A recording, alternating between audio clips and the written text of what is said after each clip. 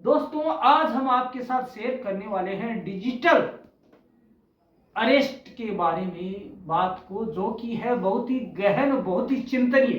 दोस्तों हमारे एक दोस्त हैं जो कि टाइल्स का बिजनेस करते हैं।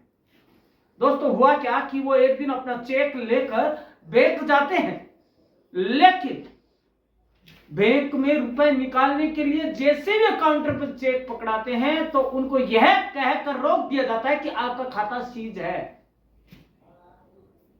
साइबर फ्रॉड की वजह से। जबकि उनको यह लगा कि साइबर फ्रॉड मैंने तो कभी किया ही नहीं।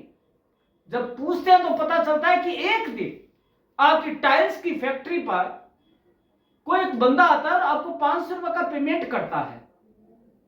उस बंदे ने कहीं साइबर फ्रॉड किया होता है। ऐसे में पुलिस, साइबर क्राइम की जो पुलिस है, वो जांच करते करते दोनों के खाते को सीज कर देती है। दोस्तों ये कहां का न्याय है?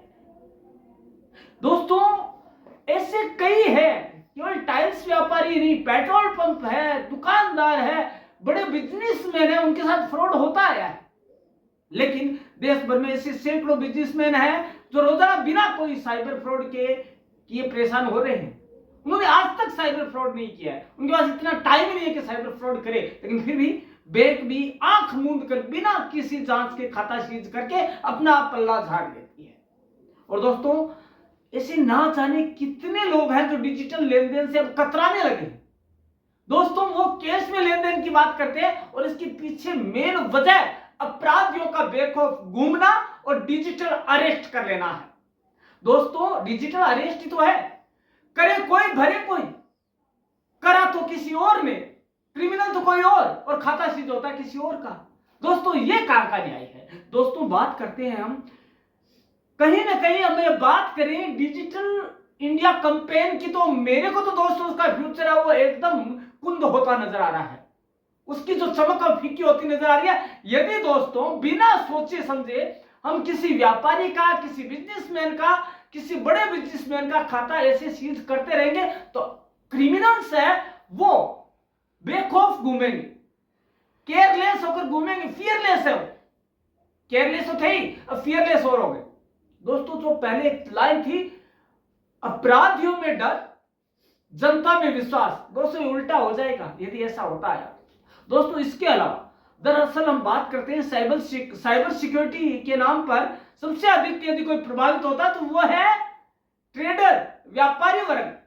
दोस्तों जैसा कि हमने आपको बताया कि टाइल्स व्यापारी था, उसके साथ ये हुआ, लेकिन दोस्तों साइबर फ्रॉड कोई और व्यक्ति करता है, लेकिन गाज व्यापारी पर ही गिरती है।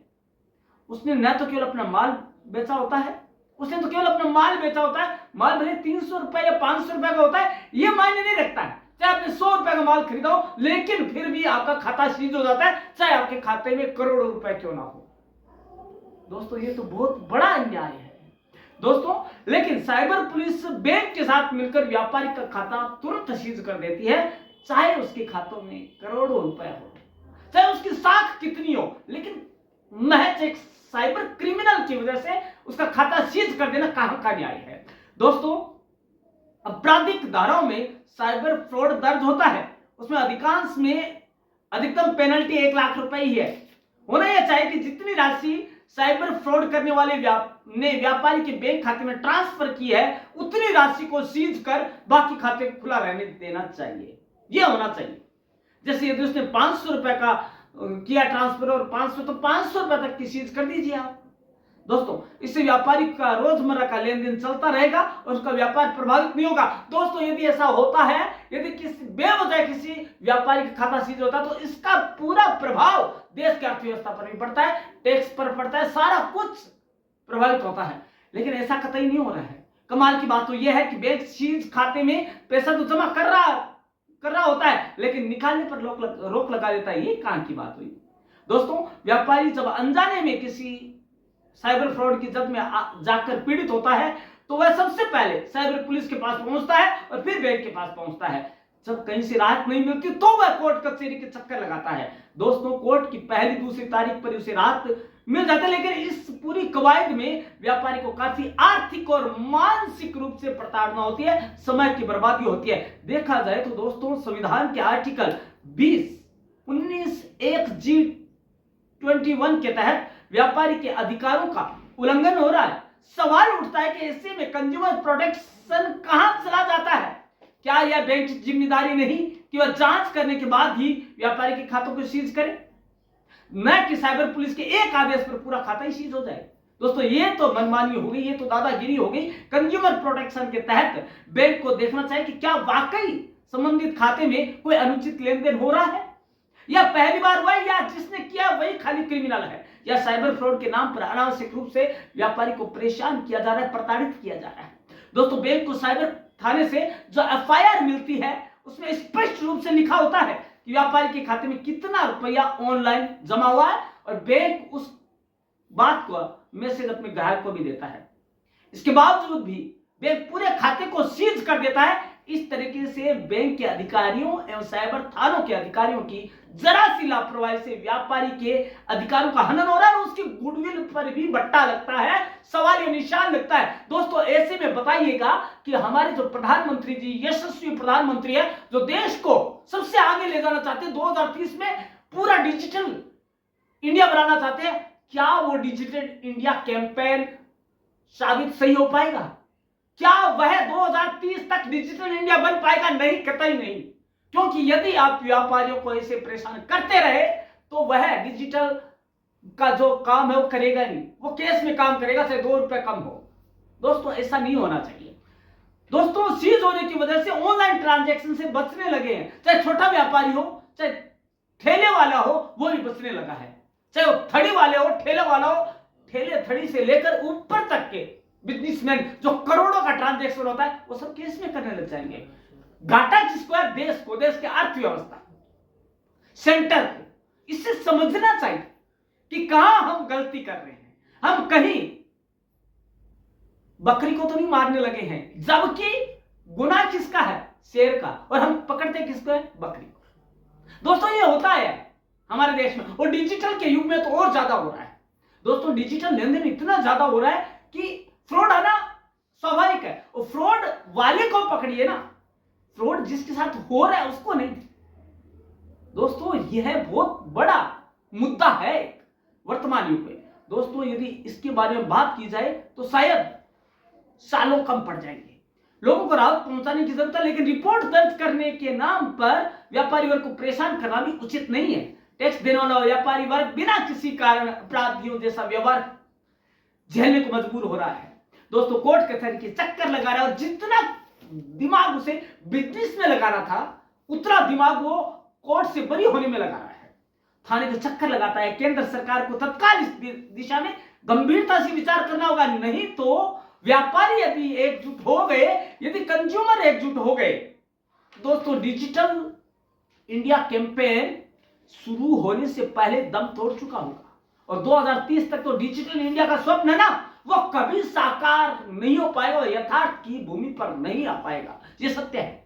दोस्तों अब जाते जाते कुछ चीजें और जान लेना चाहिए। डिजिटल पेमेंट करते समय सुरक्षा के इन उपायों को भी जानना जरूरी है। डिजिटल इंडिया इनिशिएटिव के तहत इस अभियान में बताया जाता है कि आपको डिजिटल पेमेंट को ज्यादा से ज्यादा सुरक्षित बनाने के लिए क्या करना चाहिए। आप अपने मोबाइल में वॉलेट रखते हैं तो इसके बारे में सुरक्षा के उपाय कुछ अलग है।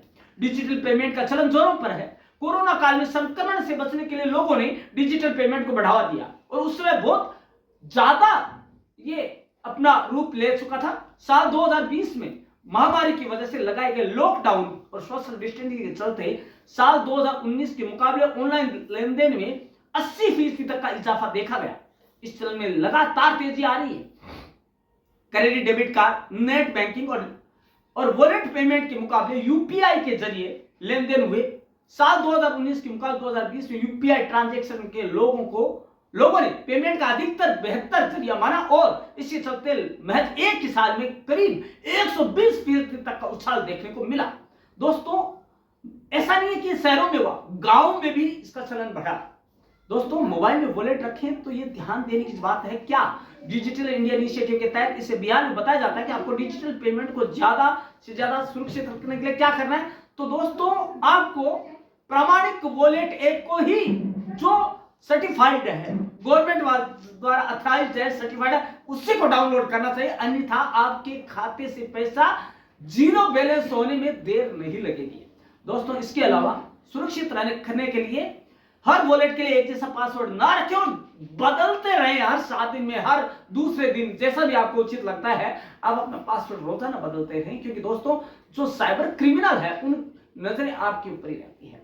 उसके अलावा आप अपना पिन है वो किसी के साथ साझा ना करें। इतनी बार कहा जाता है, लेकिन हम है कि जल्दबाजी में इतनी जल्दबाजी करते हैं कि हाँ भैया ये है, और 2 सेकंड बाद ही खाता साफ, और हम जाकर करते हैं शिकायत हमारे साथ ही हो गया। दोस्तों कहीं ना कहीं हम खुद जिम्मेदार है हमारी गलती के लिए। तो दोस्तों क्या आप डिजिटल अरेस्ट होना चाहते हैं, डिजिटल सीज जो होना चाहते हैं? शायद नहीं। तो दोस्तों आपको अवेयर रहना होगा और इंडिया का भी हर व्यक्ति को अवेयर करना होगा। और दोस्तों जो यह डिजिटल अरेस्ट बिना काम व्यापारी दंश झेल रहे हैं, डिजिटल अरेस्ट होने का या खाता सीज होने का, सरकार को इस तरफ जरूर सोचना चाहिए। अन्यथा जो स्वप्न है डिजिटल इंडिया का वो केवल स्वप्न बन जाएगा, साकार रूप कभी नहीं ले पाएगा। तो दोस्तों आप क्या सोचते हैं अपने कमेंट जरूर दीजिएगा। क्या आप भी कभी शिकार हुए? यदि हुए तो आप कैसे बचे, ये भी जरूर आप कमेंट में दीजिएगा। और दोस्तों होना नहीं है